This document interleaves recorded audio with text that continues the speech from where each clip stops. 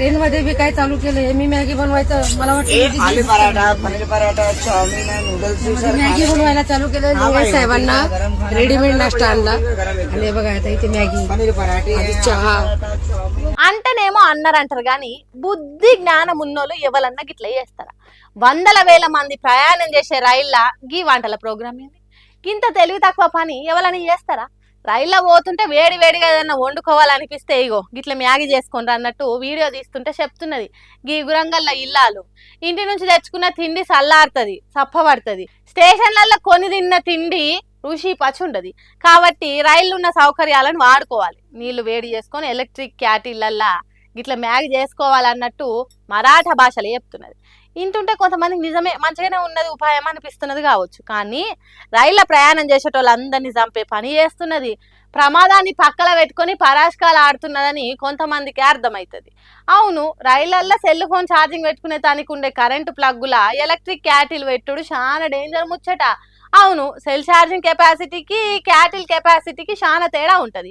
Cattle తీసుకునే current ఎక్కువ కాబట్టి వైర్లు గాలి రైళ్ల మంటలు వచ్చి రైలు మొత్తం అంటుకొని కాలిపోయే ఛాన్స్ ఉంటుంది. ఇది రైళ్లకు అయ్యే యాక్సిడెంట్ల కంటే డేంజరు. ట్రైన్ పోతున్న స్పీడ్కు మంటలు ఇంకింత ఎక్కువై అందరు చచ్చిపోతారు. అదేదో దేశాన్ని ఉద్ధరించే పని చేస్తున్నట్టు ఇగిలిచ్చుకుంటే చెప్తున్నావు. బుద్ధి జ్ఞానం లేని పనులు చేసుకుంటే ఏదో ఎలుగబెడుతున్నావు అన్నట్టు చెప్తున్నావు. అగ్గితోని ఆటలాడుతావా? నెత్తిల పురుగు తిరుగుతున్నదా అని వీడియోని చూసిన జనాలు కామెంట్లు పెడుతున్నారట. అట్లిట్లా ఈ ముచ్చట రైల్వే శాఖల దాకా పోయి ఆమె ఎవరో తెలుసుకొని గట్టి చర్యలు తీసుకుంటాం అన్నట్టు చెప్పిండ్రట. ఎసొంటి చర్యలు తీసుకుంటారో ఏమో కానీ మీరు రైళ్లలో ప్రయాణం చేసుకుంటా ఇసొంటి పనులు చేయకుండ్రి. ఎవరైనా ఇట్లా తిక్కల పనులు చేస్తే ఏమంటే రైల్వే పోలీసులకు ఫోన్ చేసి చెప్పుండ్రి. లేకపోతే అందరు ప్రయాణికులతోటి మీకు కూడా డేంజరే.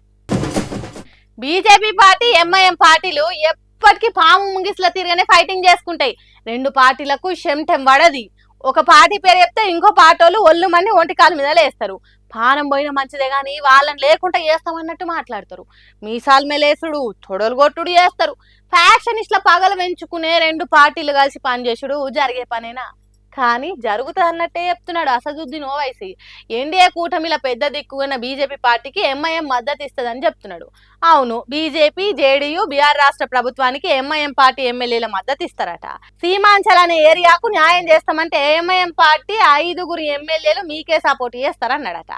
ఇక ఈ ముచ్చట తెలిసిన దేశం పబ్లిక్ అవును రెండు మత పార్టీలు ఒక్కటే, ఒకదాని పేరు చెప్పి ఇంకోటి ఎన్నికలలో పోటీ చేసి గెలుస్తాందంటే వాళ్ళంతా ఒక్కటే అన్నట్టు కదా. ఇప్పుడు ఎన్డీఏ పార్టీకి ఎంఐఎం మద్దతు ఇస్తామనడుతోని వాళ్ళ దోస్తాన్ని బయటపడ్డది కదా. అది తెలియక మతాల పేరుతోని చాలా మంది జనాలు రెచ్చిపోయి పుచ్చలు వాళ్ళ కొట్టుకుంటున్నారు.